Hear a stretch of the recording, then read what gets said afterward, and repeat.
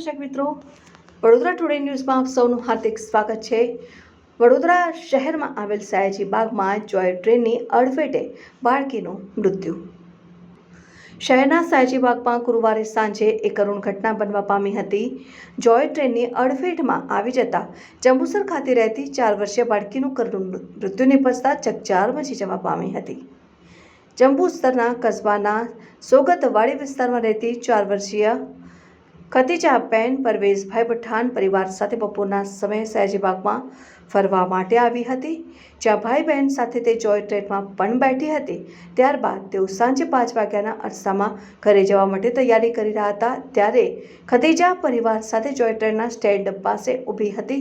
તે દરમિયાન જોય ટ્રેન ત્યાંથી પસાર થઈ રહી હતી, ત્યારે ખતીજા એકાએક જોય ટ્રેનની નીચે આવી ગઈ હતી। આ ઘટના જોઈને આસપાસના વ્યક્તિઓએ પરિવારે સયાજી બાગના સ્ટાફે બૂમાબૂમ કરી મૂકી હતી, જેને પગલે જોય ટ્રેનના ડ્રાઈવરે ટ્રેન તો રોકી હતી, પરંતુ ઘણું મોડું થઈ ગયું હતું। સ્થળ ઉપર હાજર વ્યક્તિઓએ ભારે જહેમત બાદ બાળકીને ટ્રેનની નીચેથી બહાર કાઢી હતી। બાળકી ગંભીર રીતે ઇજાગ્રસ્ત થઈ હોવાથી તેને એમ્બ્યુલન્સની રાહ જોયા વગર સારવાર માટે રિક્ષામાં બેસાડીને સયાજી હોસ્પિટલ લઈ ગયા હતા, જ્યાં ફરજ પરના તબીબે તેને મૃત જાહેર કરી હતી। સમગ્ર ઘટનાની જાણ સયાજીગંજ પોલીસ મથકે કરતા પોલીસનો કાફલો પણ દોડી આવ્યો હતો। અત્યારે મેં મીડિયાના માધ્યમથી જોયું કે એક બાળકી કમાટી બાગમાં મૃત્યુ પામી છે, તો એક સામાજિક કાર્યકર્તાની દ્રષ્ટિએ મેં જોવા માટે આવ્યો। ત્યારે જોયું તો 2 ફાટ ગીતો એક બાજુ વાગતા હતા ને એક બાજુ જે બાળકીના અંશ કે એ ખુલ્લા અંશ પડેલા। જ્યારે બૂમાબૂમ કરી ત્યારે સિક્યુરિટીવાળા એ અહીં બોલાયા। સિક્યુરિટી કોઈ પ્રકારની સિક્યુરિટી હતી નહીં। તાત્કાલિક મેં બંધ કર્યું મ્યુઝિક અને જે બાળકીના અંશ પડેલા એની અંશની ઉપર જે પ્રકારના કપડાં મેં જાતે નાખ્યા જઈને, અને અહીંયા આગળ કોઈ પડકી ખાઈ ગમે તો દંડ કરવામાં આવે છે, તો સિક્યુરિટી ચારો તરફ છે, તો સિક્યુરિટી કેમ અહીં નથી?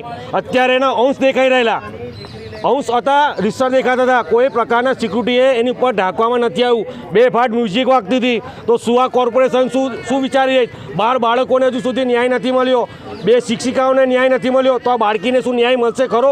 કારણ કે જે પ્રકારે કોર્પોરેશન કામગીરી કરી રહી છે એની ઉપર શંકાઓ જઈ રહી છે। એટલે તમે વિચારો કે સિક્યુરિટી આગળ અઢળક છે, પણ જે પ્રકારે જે બનાવ બન્યો ત્યાં આગળ કોઈ સિક્યુરિટી નથી। કમાટી બાગમાં આજરોજ કોઈ સુરતથી કોઈ પરિવાર ફરવા માટે આવ્યું હતું। એમની 5 વર્ષની દીકરીએ આજે જોય ટ્રેન આવે છે એમાં આવી જતાં એમનું મૃત્યુ થયું છે, અને એમના બોડીના પાર્ટ્સ અમુક અહીં હજુ પડ્યા છે। હજુ આઈને અમે જોયું છે કે આ તંત્રની સૌથી મોટી બેદરકારી કહેવાય કે આટલી મોટી અહીં કમાટી બાગ છે, અહીં વડોદરાના તેમજ વડોદરાની આસપાસના સિટીના લોકો, ગુજરાતના અને ગુજરાતની બહારથી પણ લોકો ફરવા આવતો જાઓ, વેકેશનનો ટાઈમ હોય તો લોકો આજે રોડ પર તો સેફ નથી। રોડ પર તમે જાઓ તો એક્સિડન્ટો થાય છે, કંઈ ફરવા જાઓ તો એક્સિડન્ટનો બનાવ વડોદરામાં બનતા જ રહે છે। હજુ હરની જે બોટકાંડ થયું એમાં 1 વર્ષે નહીં થયું, 1 વર્ષમાં 12 બાળકોએ અને 2 શિક્ષિકાઓએ પોતાનો જીવ ગુમાવ્યો હતો। એના પછી ફરીથી આજે કમાટી બાગની અંદર આ તંત્રની અને વડોદરા મ્યુનિસિપલ કોર્પોરેશનની બેદરકારીના લીધે આજે એક માસૂમ બાળકીએ જે સુરતની ફેમિલી હતી, જે ફરવા માટે આવ્યા હતા, એમની પોતી નાની બાળકનું જીવ ગુમાવ્યો છે। આ જોય ટ્રેન ફરે છે પણ કોઈ પણ જાતની અહીંયા સેફટી નથી, એ કોઈ વોચમેન નથી, એ કોઈ ઊભો રહેતો નથી કે કોઈ ટ્રેન આવે તો કોઈને કહી શકીએ, કોઈ સિગ્નલ આપી શકીએ, કોઈ જાતના સિગ્નલ નથી ને આટલી મોટી દુર્ઘટના ઘટી તેમ છતાંય કમાટી બાગના કોઈ અધિકારી કે સિક્યુરિટી ગાર્ડના કોઈ અધિકારી હજુ સુધી આવ્યા નથી, એ કોઈને પૂછ્યું નથી કે શું થયું છે શું નહીં। હજી નાની બાળકીનું તમે જોશો અંગ કપાઈને ત્યાં પડેલું છે, એ પણ એ લોકો જોવા માટે આવ્યા નથી। આ તંત્રની અને વડોદરા મ્યુનિસિપલ કોર્પોરેશનની બેદરકારીના લીધે આજે એક નાની બાળકીએ પોતાનું જીવ ગુમાવ્યો છે। આજે ઘટના બનેલી છે, મને પણ વાયા જાણવા મળ્યું હતું। સૂચના મળ્યાથી હું સ્થળ પર અહીંયા તપાસ કરવા માટે ખાલી આવ્યો, ત્યારે જાણવા મળ્યું કે એક 4 થી 5 વર્ષની બાળકી જે છે એ ચાલુ ટ્રેનમાં ચડવાના પ્રયત્ને કંઈક ટ્રેનના અડફેટે આવી ગઈ છે અને ગંભીર ઇજાગ્રસ્ત થયેલ હતી અને ત્યારબાદ એનું મૃત્યુ થયેલ છે એવું પણ જાણવા મળ્યું છે। સંપૂર્ણ ઘટનાની જે વિગત છે તપાસ સંપૂર્ણ કર્યા બાદ જ કશું ચોક્કસપણે કહેવામાં યોગ્ય છે। સિક્યુરિટીનો અભાવ હોય એવું લાગી રહ્યું છે? જેમ મેં કીધું કે ચોક્કસપણે આની બધી તપાસ કર્યા બાદ જ કેવું યોગ્ય જણાશે।